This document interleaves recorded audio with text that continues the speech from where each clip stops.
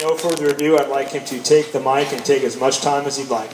He has some pretty awesome things to talk about. There is hope afoot.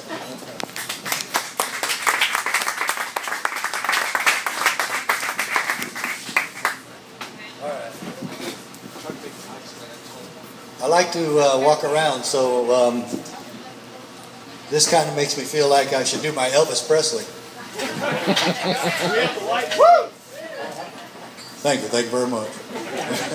I'm really glad to be here. It was a 4-hour drive to get over here from Fredericksburg, and I really love driving around Texas. Love seeing the rain, and did see a little bit coming in. Hope it lets me get home. The last time I was in Houston, it was one of the biggest rainstorms I'd ever had here just a few months ago, and traffic actually had stopped on the freeway. And I was driving my truck, so I kept going, but about half of the traffic actually pulled off the freeway. So we love those kind of storms in Arizona.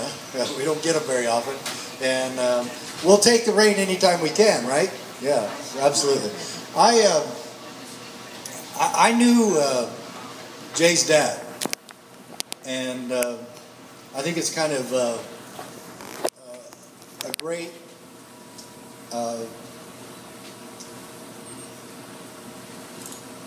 legacy is the word I guess I'm looking for, to Alan, that Jay has picked up the gauntlet and carried it and is moving forward with the holy cause of liberty.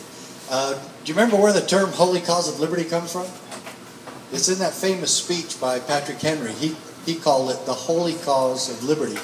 And is it any less important and less holy today?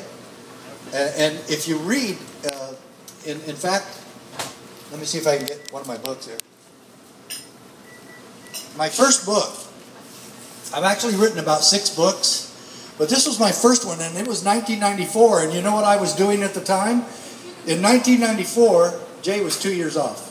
In 1994, I was suing the Clinton administration, so I thought, well, my motivation for this 10th Amendment challenge was the Second Amendment.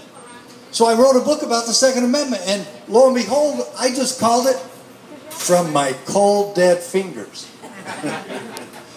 And then the subtitle is Why America Needs Guns. And I've actually sold these all across the country, and including my recent books. But I've sold these across the country, and I always like it when somebody comes up and goes, "What's that book about?" And I'll say, well, the title is pretty self-explanatory, From My Cold Dead Fingers. And so that's one thing I want you to remember from this book is I added a little quote from Alan Keyes. All of you remember Alan Keyes. And Alan Keyes was in Utah, and I was living in Utah when I rewrote the book. And Alan Keyes came to a